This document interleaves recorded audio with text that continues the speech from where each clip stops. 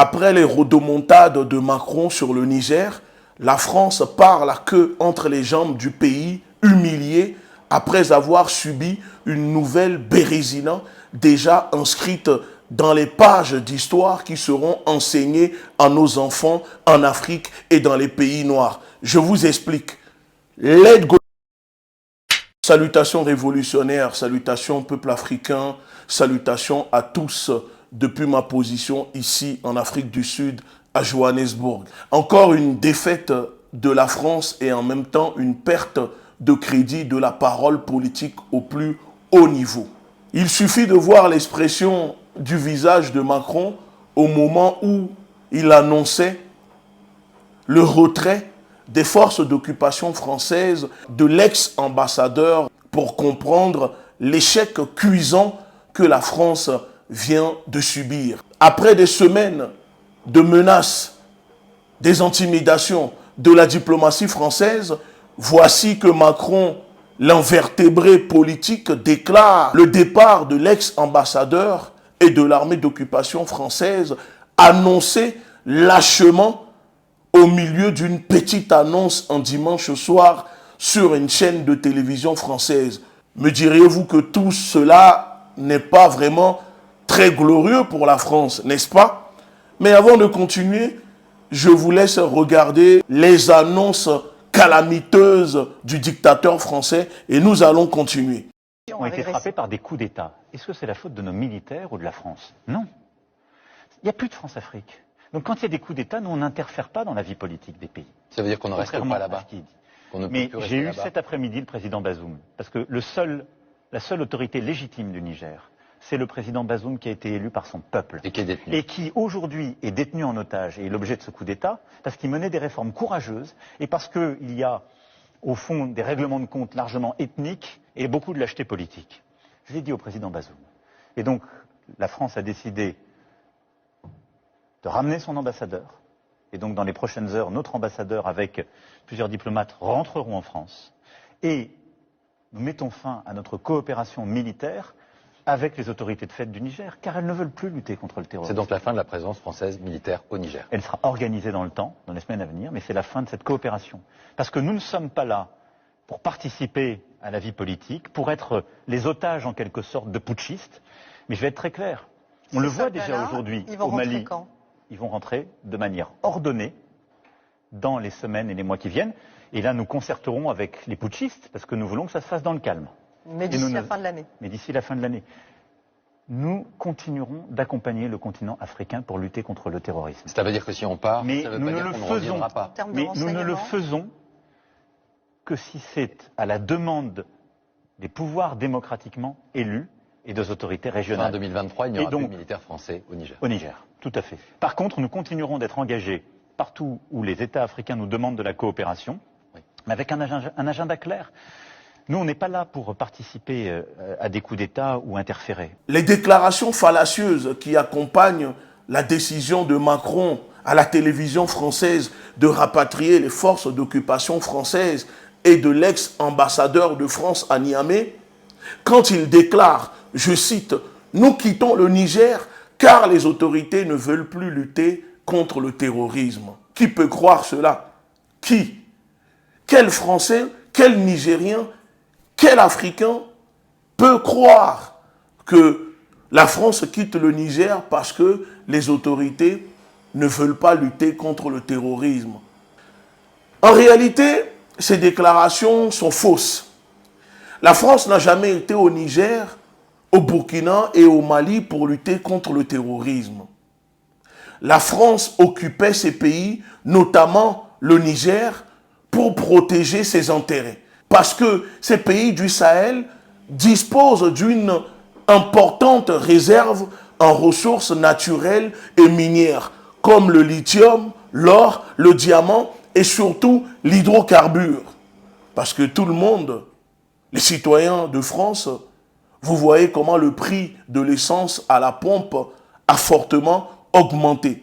Ce qui fait très très mal au portefeuille des citoyens français. Et c'est cela qui étrangle le peuple de France parce que le gouvernement français récupère plus de 50% de taxes sur l'hydrocarbure. Bref, juste pour vous dire que la présence des forces d'occupation françaises dans la sous-région n'a jamais été pour lutter contre le terrorisme. Ça, ce sont les déclarations officielles. Mais il y a les motifs masqués de cette présence de l'occupation de l'armée française de la France au Sahel et dans les pays africains. Et ce sont ces motifs masqués qui nous intéressent, pas les motifs déclarés. Souvenez-vous, dans mes 2 précédentes vidéos, je vous avais annoncé, analysé, décrypté qu'en langage diplomatique et selon des sources, des informations que nous avons obtenues, que la France allait annoncer le départ de ces forces d'occupation françaises et le retour de l'ambassadeur Sylvain Ité, devenu Sylvain ITT, mais que, en rhétorique, pour sauver la face, la diplomatie française bombait les narines, faisait beaucoup de déclarations, tout simplement pour ne pas montrer aux nouvelles autorités du Niger que la France avait perdu la bataille concernant la présence des forces d'occupation françaises et de l'ambassadeur de France à Niamey. Encore une fois, le temps vient de me donner raison. Il faut rendre à César ce qui appartient à César. Mais puisque César est un Européen, je dirais plutôt, il faut rendre à Béhanzin ce qui appartient à Béhanzin. Bon, je sais. Mais vous savez, nous devons quand même rester prudents. Prudents, pourquoi? Parce que l'annonce du retrait des forces d'occupation françaises et de l'ambassadeur de France peut aussi avoir comme effet ou annoncer que peut-être une agression militaire est imminente contre le Niger. Ou peut-être que la France a un agenda masqué, caché, qu'elle n'annonce pas, mais en déclarant le retrait des forces d'occupation françaises et de l'ambassadeur, cela provoquera l'effet pour éteindre et détourner l'attention du peuple du Niger et des Africains. C'est pour cela que je vous dis dans cette vidéo, et je préviens le peuple du Niger, restons concentrés, restons vigilants. Oui, Macron annonce le retrait de l'ambassadeur et des forces d'occupation françaises, mais la lutte n'est pas encore terminée. La présence des forces d'occupation françaises dans la sous-région n'a fait qu'aggraver la situation pour les populations qui sont victimes du terrorisme dans le Sahel, puisque ce terrorisme est un terrorisme managé par l'État français et le Quai d'Orsay, qui ont passé leur temps à protéger, armer et libérer les terroristes dans la sous-région. Je vous avais déjà fait une vidéo là-dessus que j'appelle le management de la terreur.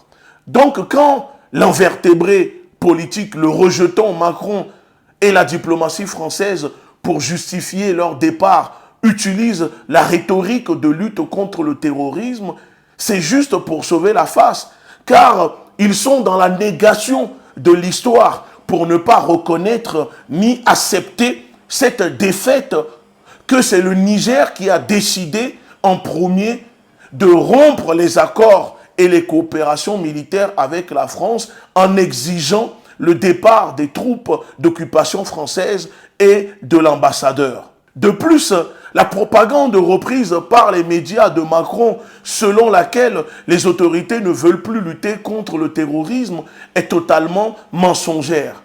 Les nouvelles autorités veulent bien lutter contre le terrorisme, mais pas avec la France, qui libère des terroristes, qui libère des prisonniers armés, arrêtés, que la France parraine, que la France entraîne, en s'ingérant dans les affaires intérieures du pays au nom de sa lutte contre le terrorisme. Vous savez, chez nous en Afrique, on dit « le sorcier qui donne la mort ne peut pas ressusciter ».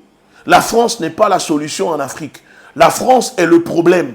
Et tous les États africains qui veulent lutter contre le terrorisme doivent se débarrasser de cette France pour leur bien et pour leur réelle indépendance. Si vous analysez bien, ils disent nous mettons fin à notre coopération militaire avec les autorités du Niger car elles ne veulent plus lutter contre le terrorisme.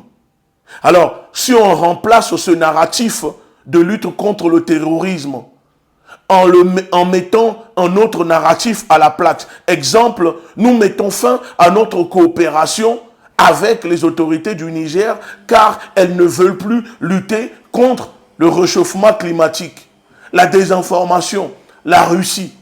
En gros, c'est juste pour vous dire que la personne qui cherche une chose cachée sous son pied ne peut jamais la trouver. La France ne peut pas lutter contre le terrorisme puisque c'est elle-même qui est la base du terrorisme. Maintenant que je viens de vous expliquer tout cela, je vous invite à faire votre travail. Partagez cette vidéo, laissez vos avis dans les commentaires. Je vous dis à très bientôt. Ciao!